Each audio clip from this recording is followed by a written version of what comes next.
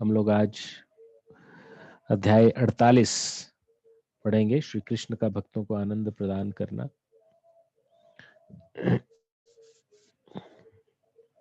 और चलिए इसको पढ़ते हैं। अनेक दिनों तक श्री कृष्ण उद्धव जी से उनकी वृंदावन यात्रा का विवरण सुनते रहे, विशेषकर अपने माता पिता, गोपियों तथा ग्वाल बालों की दशा का विवरण। भगवान श्री कृष्ण पूर्णतया संतुष्ट थे कि उद्धव जी ने अपने उपदेशों तथा श्री कृष्ण के संदेश द्वारा वृंदावन के निवासियों को सांत्वना देने में सफल हुए। तब भगवान श्री कृष्ण ने कुब्जा के घर जाने का निश्चय किया। कुब्जा वह कुबड़ी युवती थी जिसने श्री कृष्ण को मथुरा में प्रवेश करते समय चंदन अर्पण करके प्रसन्न कर दिया था। जैसा कि भगवत गीता में कहा गया है, श्री कृष्ण सदा अपने भक्तों को प्रसन्न करने का प्रयास करते हैं और भक्त श्री कृष्ण को प्रसन्न करने का। तो जैसे भक्त सदैव अपने हृदय में श्री कृष्ण का चिंतन करते हैं, उसी प्रकार श्री कृष्ण भी अपने अंतःकरण में अपने भक्तों का चिंतन करते हैं। जब कुब्जा एक सुंदर नगर बाला के रूप में परिवर्तित हो गई, तब उसकी इच्छा थी कि श्री कृष्ण उसके घर पधारें, जिससे कि वह अपनी रीति से उनका सत्कार और उनकी उपासना कर सके। साधारणतया नगर बालाएं अपने ग्राहकों को संतुष्ट करने के लिए पुरुषों के उपभोग हेतु अपना शरीर अर्पित करती, किंतु यह नगर बाला कुब्जा श्री कृष्ण के साथ अपनी इंद्रिय तृप्ति करने की वासना के वशीभूत थी। जब श्री कृष्ण ने कुब्जा के घर जाने की इच्छा की, तब निश्चय ही उन्हें इंद्रिय तृप्ति की कोई कामना नहीं थी। श्री कृष्ण को चंदन का लेप अर्पित करके कुब्जा ने पहले ही दिन उनके इंद्रियों को संतुष्ट कर दिया था। उसकी इंद्रिय तृप्ति की विनती पर श्री कृष्ण ने उसके घर जाने का निश्चय किया था, परंतु वास्तव में उनका उद्देश्य इंद्रिय तृप्ति न होकर उसके एक शुद्ध भक्त में परिवर्तित करना था। सहस्रों लक्ष्मियां निरंतर श्री कृष्ण की सेवा करती रहती हैं, अतएव इंद्रिय तृप्ति के लिए उन्हें एक नगरपाला के पास जाने की कोई आवश्यकता नहीं थी। किंतु वे सबके प्रति कृपालु हैं, अतएव उन्होंने कुब्जा के घर जाने का निश्चय किया। कहा जाता है कि कुटिल व्यक्ति के आंगन को भी चंद्रमा अपनी चांदनी से वंचित नहीं करता है। उसी भांति श्री कृष्ण किसी को भी अपनी दिव्य दया से वंचित नहीं करते, भले ही उसने काम, क्रोध, भय अथवा शुद्ध प्रेम के किसी भी कारण से अपनी सेवा अर्पित की हो। चैतन्य चरितामृत में कहा गया है कि यदि कोई श्री कृष्ण की सेवा करना चाहता है और साथ ही साथ अपनी वासनात्मक इच्छाओं की तुष्टि भी करना चाहता है, तो श्री कृष्ण उसे ऐसा व्यवहार करते हैं कि भक्त अपनी वासनात्मक इच्छाओं को भूल जाता है और पूर्णतः शुद्ध हो जाता है और सतत भगवान की सेवा में संलग्न हो जाता है। अपने वचनों को पूर्ण करने के लिए उद्धव सहित श्री कृष्ण कुब्जा के घर गए, जो अपनी काम वासनाओं की तुष्टि के लिए कृष्ण को बुलाने के लिए अत्यंत उत्सुक थी। जब कृष्ण उसके घर पहुंचे तो उन्होंने देखा कि उसके घर की समस्त सज्जा इस प्रकार की गई थी जो मानव की वासना को उत्तेजित कर सके। इससे ऐसा आभास मिलता है कि वहां बहुत से नग्न चित्र थे, जिनके ऊपर मंडप तथा मोतियों की मालाओं से सुसज्जित ध्वज थे। सुखदार पलंग तथा गद्देदार आसन थे और कक्षों में पुष्प मालाएं लटकी हुई थी और वे धूप और अगरू से सुगंधित थे। तो कक्षों में सुगंधित जल का छिड़काव किया गया था। सुंदर दीपक कमरों को प्रकाशित कर रहे थे। और जब कुब्जा ने देखा कि उसके घर आने के अपने वचन का पालन करने के उद्देश्य से श्री कृष्ण उसके घर आए, उद्धव जी का भी इसी भांति स्वागत किया, किंतु उद्धव जी श्री कृष्ण की बराबरी के स्तर पर बैठना नहीं चाहते थे, अतः वे धरती पर ही बैठ गए। साधारणतया ऐसी परिस्थितियों में लोग जैसा करते हैं। श्री कृष्ण समय नष्ट किए बिना कुब्जा के शयन कक्ष में प्रविष्ट हुए। इसी बीच कुब्जा ने स्नान करके अपने शरीर पर चंदन का लेप लगा लिया। उसने उत्तम वस्त्र, मूल्यवान आभूषण तथा पुष्पमालाएं धारण की। पान तथा अन्य नशीली वस्तुएं चबाते हुए तथा अपने ऊपर सुगंध छिड़कते हुए वह श्री कृष्ण के समक्ष आई। माधव नाम से प्रसिद्ध लक्ष्मीपति श्री कृष्ण के समक्ष वह अत्यंत शिष्टता से खड़ी हो गई। उसकी स्मित दृष्टि और चंचल नेत्र स्त्री सुलभ लज्जा से पूर्ण थे। जब श्री कृष्ण ने देखा कि कुब्जा उनके निकट आने में असमंजस कर रही है तो तत्काल उन्होंने चूड़ियों से सुशोभित उसका हाथ पकड़ लिया। अत्यंत स्नेहपूर्वक उसे अपने पास खींचकर उन्होंने उसे अपने समीप बैठा लिया। भगवान श्री कृष्ण को पहले चंदन अर्पित करने मात्र से कुब्जा को सभी पापों के फल से मुक्ति मिल गई थी और वह श्री कृष्ण के संग का आनंद लेने के योग्य बन गई थी। तदनंतर कुब्जा ने श्री कृष्ण के चरण कमलों को उठाकर वासना की ज्वाला से दग्ध अपने स्तनों पर रख लिया। श्री कृष्ण के पद कमलों की सुगंध को सूंघकर उसे तत्काल सभी वासनाओं से मुक्ति मिल गई। इस प्रकार उसे अपनी भुजाओं में श्री कृष्ण का आलिंगन करने की अनुमति मिल गई और उसकी ये दीर्घकालीन कामना भी पूर्ण हुई कि श्री कृष्ण उसके घर अतिथि बनकर आए। भगवत गीता में कहा गया कि भौतिक पापों के फल से मुक्ति मिले बिना कोई भी भगवान की दिव्य प्रेममयी सेवा में संलग्न नहीं हो सकता।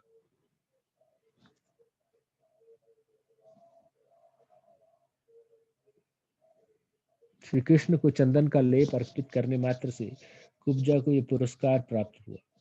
वह श्री कृष्ण की उपासना की किसी भी रीति में प्रशिक्षित नहीं थी, अतः वह अपने व्यवसाय के द्वारा श्री कृष्ण को संतुष्ट करना चाहती थी। तो भगवत गीता में इस बात की पुष्टि की गई है, यदि कोई निश्चल हृदय से भगवान के सुख के लिए अपने व्यवसाय को अर्पित करे तो व्यवसाय के द्वारा भी भगवान की उपासना की जा सकती है। तदनंतर कुब्जा ने श्री कृष्ण से कहा, प्रिय सखा, कृपया कुछ दिवस मेरे साथ रहिए। मेरे कमल नयन सखा, मेरे साथ कुछ दिन रहिए और मेरे साथ आनंद भोग कीजिए। मैं आपको तत्काल नहीं छोड़ सकती हूँ, कृपया मेरी प्रार्थना स्वीकार कीजिए। जैसा कि वैदिक सूत्रों में कहा गया है कि श्री भगवान की अनेक शक्तियां हैं, महाजनों के विचार में कुब्जा श्री कृष्ण की भूशक्ति का प्रतिनिधित्व करती है।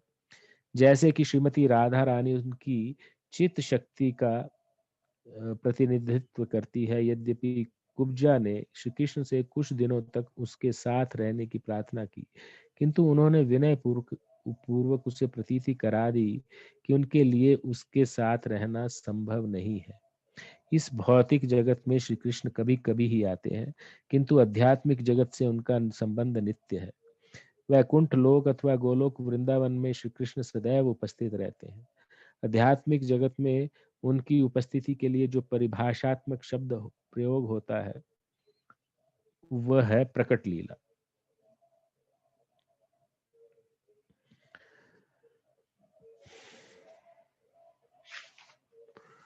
मधुर शब्दों से कुब्जा को संतुष्ट करने के उपरांत श्री कृष्ण संबंध उद्धव सहित अपने घर लौट आए।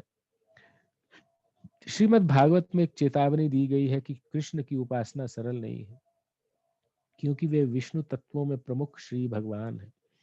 श्री कृष्ण की उपासना करना अथवा उनसे कोई संबंध रखना कोई सरल कार्य नहीं है। विशेष रूप से उन भक्तों के लिए एक चेतावनी है जो माधुर्य प्रेम के माध्यम से श्री कृष्ण की ओर आकर्षित होते हैं। श्री कृष्ण के प्रत्यक्ष संबंध के द्वारा इंद्रिय तृप्ति की कामना करना उनके लिए हितकर नहीं है।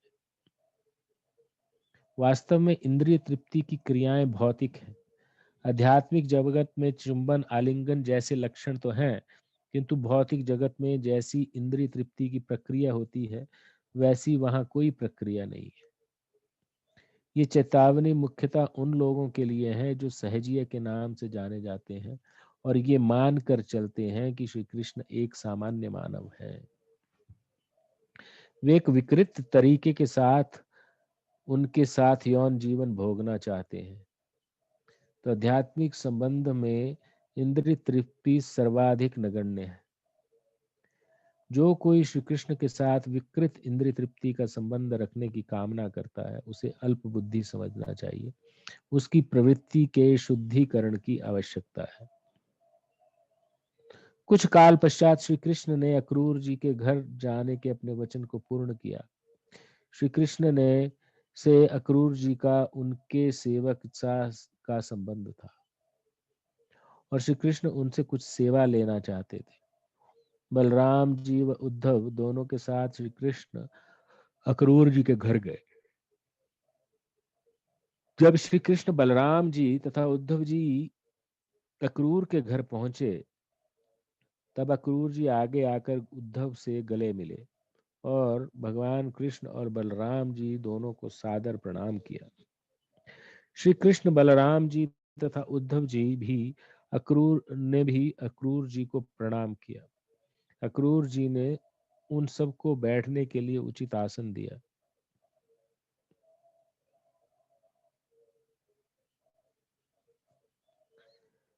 जब वे सुविधा पूर्वक बैठ गए, तब अक्रूर जी ने उनके चरण पखारे और वह जल अपने सिर पर छिड़का। तत्पश्चात नियमित उपासना के रूप में अक्रूर जी ने उन्हें उत्तम वस्त्र, पुष्प तथा चंदन का लेप अर्पित किया।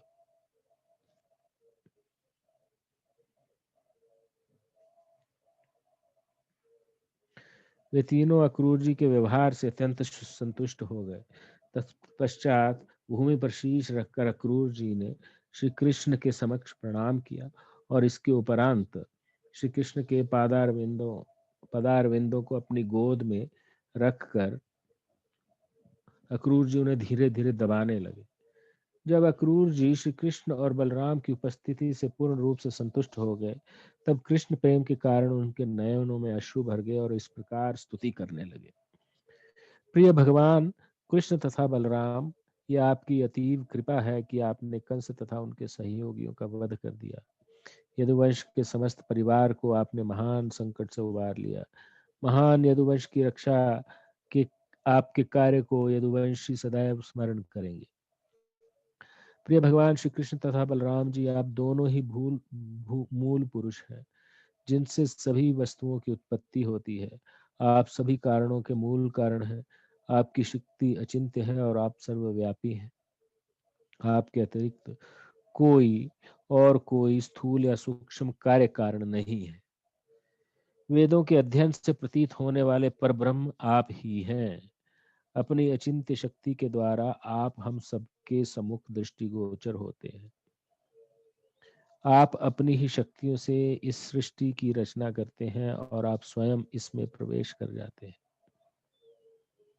जिस प्रकार पंचभूत पृथ्वी, जल, अग्नि, वायु तथा आकाश विभिन्न प्रकार के शरीरों द्वारा व्यक्त सभी पदार्थों में वितरित रहते हैं,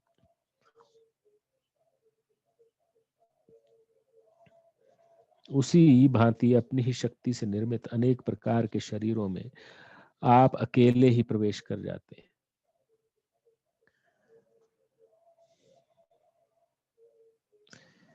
आप शरीर में व्यष्टि आत्मा के रूप में तथा साथ ही साथ स्वतंत्र परमात्मा के रूप में प्रवेश करते हैं। तो देखिए, एक शरीर में आत्मा और परमात्मा दोनों कैसे रहते हैं। भगवत गीता में इस बात की पुष्टि की गई है कि भौतिक शरीर का निर्माण आपकी अपरा शक्ति के द्वारा होता है और आत्माएं आपके ही विभिन्न अंश हैं तथा परमात्मा आपका अंतर्यामी प्रतिनिधि है। ये भौतिक शरीर, जीव तथा परमात्मा एक व्यष्टिक प्राणी का निर्माण करते हैं, किंतु मूल रूप से वे सब एक भगवान की ही विभिन्न शक्तियां हैं। तो एकदम देखिए, टॉपिक कहां से कहां पहुंच गया। अक्रूर जी ने आगे कहा, इस भौतिक जगत में सत, रज तथा तम नामक त्रिगुणों की अंतरक्रिया के द्वारा आप समस्त सृष्टि की रचना, पालन तथा संहार कर रहे हैं। सतों में सतोगुण में वो आई थिंक रचना करते हैं, रजोगुण में पालन तथा तमोगुण में संहार करते हैं। आप उन भौतिक गुणों की क्रियाओं में नहीं फंसते, क्योंकि आपका परम ज्ञान सदा प्रभावित रहता है, जबकि जीवों का ज्ञान प्रकृति के 3 गुणों से प्रभावित हो जाता है। तो ये भगवान और जीव में अंतर दिखाया जा रहा है। भगवान इस भौतिक सृष्टि में प्रविष्ट होते हैं और समयानुसार रचना, पालन व संहार करते हैं। उसी भांति उनके विभिन्न अंश जीव भौतिक तत्वों में प्रविष्ट होते हैं और उनके लिए भौतिक शरीर की रचना होती है। भगवान तथा जीवों में ये अंतर है कि जीव भगवान का अंश है और उनकी प्रवृत्ति भौतिक गुणों की क्रिया प्रतिक्रिया से प्रभावित हो जाने की होती है। कि जीवात्मा भौतिक गुणों की क्रिया प्रतिक्रिया से प्रभावित हो जाते हैं। और पर ब्रह्म श्री कृष्ण सदैव पूर्ण ज्ञान में अवस्थित होने के कारण इन क्रियाओं से अप्रभावित रहते हैं। जीवात्मा प्रभावित हो जाती है, लेकिन भगवान श्री कृष्ण अप्रभावित रहते हैं। इसलिए कृष्ण का नाम है अच्युत, जिसका अर्थ है वह व्यक्ति जिसका कभी भी पतन नहीं होता। श्री कृष्ण के आध्यात्मिक स्वरूप का ज्ञान भौतिक क्रियाओं से कभी प्रभावित नहीं होता, जबकि उसके विभिन्न सूक्ष्म अंश भौतिक क्रियाओं के कारण अपनी आध्यात्मिक पहचान को भूल जाने की प्रवृत्ति रखते हैं। उनके विभिन्न सूक्ष्म अंश यानी जीवात्माओं की बात हो रही है, इंडिविजुअल सोल की। मूल अग्नि श्री कृष्ण के चित्कर्ण के रूप में उनकी प्रवृत्ति बुझ जाने की होती है। अतः जीव भौतिक क्रियाओं से प्रभावित हो सकते हैं, जबकि कृष्ण कभी नहीं हो सकते। अक्रूर जी ने आगे कहा, अल्पज्ञ मानव भ्रमवश आपके दिव्य रूप को भी भौतिक शक्ति यानी माया से निर्मित समझते हैं। वह धारणा किसी भी रूप में आपके लिए प्रयुक्त नहीं की जा सकती। वस्तुतः आप पूर्ण रूप से आध्यात्मिक हैं और आप में तथा आपके श्री विग्रह में कोई भेद नहीं है। इस कारण से आपके बद्ध अथवा मुक्त होने का कोई प्रश्न नहीं उठता है। जीवन की किसी भी स्थिति में आप सर्वदा मुक्त हैं। जैसा कि श्रीमद् भगवत गीता में कहा गया है, केवल मूढ़ तथा दुर्जन ही आपको एक सामान्य पुरुष मानते हैं।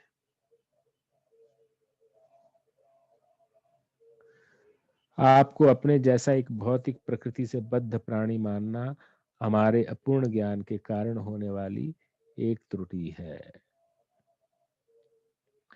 जब लोग वेदों के मूल ज्ञान से विचलित हो जाते हैं, तब वे साधारण जीवों को आप भगवान से एकात्म करने का प्रयास करते हैं।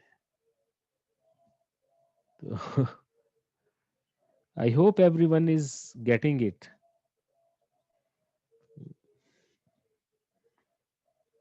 आप इस धरा पर इस शुद्ध ज्ञान की पुनर्स्थापना के हेतु अपने मूल रूप में प्रकट हुए हैं, इसको क्या कहते हैं? धर्म संस्थापना करने के लिए शुद्ध ज्ञान की पुनर्स्थापना यानी धर्म संस्थापनार्थाय। यदा यदा हि धर्मस्य ग्लानिर्भवति भारत अभ्युत्थानाम धर्मस्य तदात्मनां सृजाम्यहम् परित्राणाय साधूनां विनाशाय च दुष्कृताम् धर्म संस्थापनार्थाय संभवामि युगे युगे। जीव न तो भगवान के बराबर है, न ही उनसे एक है, उनके इक्वल भी नहीं है और न ही उनसे एक है। मतलब भगवान और जीवात्मा विभिन्न है।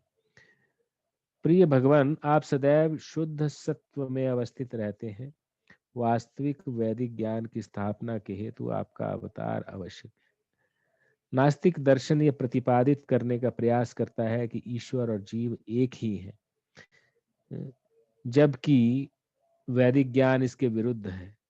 प्रिय भगवान श्री कृष्ण, इस बार आप वसुदेव के घर उनके पुत्र के रूप में प्रकट हुए। आपके साथ आपके पूर्ण अंश श्री बलराम जी भी प्रकट हुए हैं। समस्त नास्तिक राज परिवारों का उनकी विशाल सैन्य शक्ति के साथ वध करना आपका प्रयोजन है। पृथ्वी के भार को कम करने के लिए आप स्वयं अवतरित हुए हैं और इस ध्येय की पूर्ति के हेतु यदुवंश के एक परिवार के सदस्य के रूप में प्रकट होकर आपने यदुवंश को यशस्वी बनाया है। प्रिय भगवान, आपकी उपस्थिति से आज मेरा घर पावन हो गया। मैं जगत का सर्वाधिक भाग्यशाली व्यक्ति हो गया हूँ। समस्त देवों, पितरों, जीवों, राजाओं तथा सम्राटों के पूज्य श्री भगवान जो सबके परमात्मा है, मेरे घर पधारे हैं। उनके चरण कमलों का जल यानी गंगा जल जिसको कहते हैं, तीनों लोगों को पावन कर रहा है और अब वे दया करके मेरे घर पधारे हैं। वस्तुतः तीनों लोगों के ज्ञानी जन में ऐसा कौन है जो आपके पद कमलों की शरण में आकर आपके प्रति समर्पण नहीं करेगा, ये जानते हुए कि आप अपने भक्तों के प्रति आपके समान स्नेहमय और कोई नहीं हो सकता।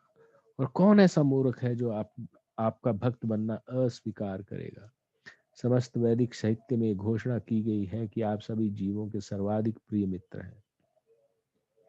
भगवत गीता में भी इस बात की पुष्टि की गई है कि सर्व सुहृदम सर्वभूतानाम ज्ञात्वा माम शांतिम रक्षति। आप अपने भक्तों की इच्छाओं को पूर्ण करने में पूर्ण रूप से समर्थ श्री भगवान हैं। आप सबके सच्चे मित्र हैं। यद्यपि आप भक्तों को आत्मदान प्रदान करते हैं, फिर भी आपकी मूल शक्ति का कभी हास नहीं होता। आपकी शक्ति की न तो कभी क्षति होती है, ना ही कभी उसमें वृद्धि होती है। तो Hare Krishna, I will put my voice on rest today till here. If Prabhuji, any comments you can take, or can we finish this one? Only one page is remaining.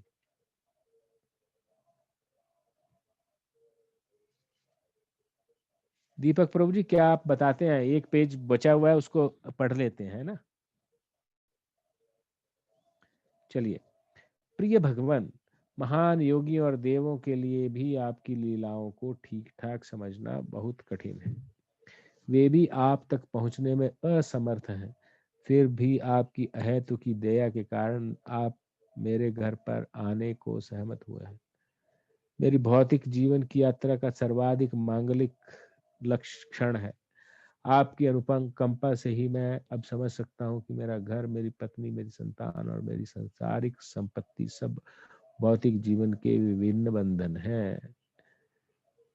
कृपया इस ग्रंथि को काट कर झूठे समाज, मैत्री तथा प्रेम के इस प्रगाढ़ बंधन से मेरी रक्षा कीजिए। भगवान श्री कृष्ण अक्रूर जी की स्तुति से अत्यंत प्रसन्न हुए। उनकी मुस्कान अक्रूर जी को और अधिक मुग्ध कर रही थी। भगवान ने उनसे उनके विनम्र भक्तिमय कथन का इस प्रकार उत्तर दिया। प्रिय अक्रूर जी, आपकी विनम्रता के बावजूद मैं आपको अपने से श्रेष्ठ मानता हूँ। आप मेरे पिता, गुरु और सर्वाधिक हितैषी मित्र के स्तर पर हैं। अतः आप मेरे पूज्य हैं, आप मेरे चाचा हैं। अतः आप सदैव मेरा रक्षण करेंगे। मैं चाहता हूं कि आप मेरा पालन करें, क्योंकि क्योंकि मैं भी आपकी संतानों में से एक हूँ। इस वात्सल्य संबंध के अतिरिक्त भी आप सदैव पूज्य हैं।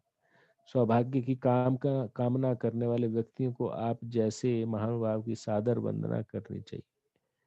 आप देवताओं से भी बढ़कर हैं। लोगों को जब किसी इंद्रिय तृप्ति की आवश्यकता होती है, तब वे देवताओं की उपासना करते हैं।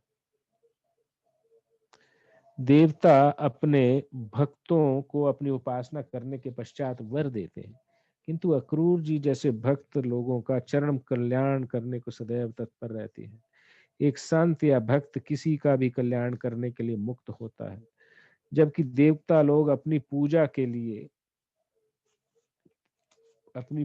किए जाने के उपरांत ही वर दे सकते हैं। तीर्थ स्थान का लाभ वहां जाने पर ही प्राप्त किया जा सकता है। किसी देवता विशेष की उपासना करने पर इच्छा पूर्ति में बहुत अधिक समय लगता है, किंतु प्रिय अक्रूर जी, आपके समान संत भक्तों की सभी इच्छाओं की पूर्ति भगवान तत्काल कर सकते हैं। प्रिय अक्रूर जी, आप सदैव हमारे मित्र तथा शुभ चिंतक हैं। आप सदैव हमारा कल्याण के लिए कार्य करने को तत्पर रहते हैं। अतएव आप कृपा करके हस्तिनापुर जाइए और देखिए कि पांडवों के लिए क्या व्यवस्था की गई। श्री कृष्ण पांडु के पुत्रों के विषय में जानने को अत्यंत उत्सुक थे, क्योंकि जब पांडव अत्यंत अल्पायु के थे, तभी उनके पिता का देहावसान हो गया था। अपने भक्तों के प्रति अत्यंत दयालु होने के कारण श्री कृष्ण उनके विषय में जानने के लिए उत्सुक थे। अतः उन्होंने अक्रूर जी को अपना प्रतिनिधि बनाकर वास्तविक स्थिति की जानकारी प्राप्त करने के लिए हस्तिनापुर ले जाने के लिए कहा। श्री कृष्ण ने आगे कहा, मैंने सुना है कि राजा पांडु की मृत्यु को उपरांत उनके अल्पायु पुत्र युधिष्ठिर, भीम अर्जुन, नकुल तथा सहदेव अपनी विधवा माँ के साथ धृतराष्ट्र के संरक्षण में आ गए हैं, जो उनके संरक्षक के रूप में उनकी देखरेख करने वाले हैं। किंतु मैंने ये भी सुना है कि धृतराष्ट्र न केवल जन्म से ही अंधे हैं, अभी तो अपने क्रूर पुत्र दुर्योधन के स्नेह में भी अंधे हैं। पांचों पांडव राजा पांडु के पुत्र, किंतु दुर्योधन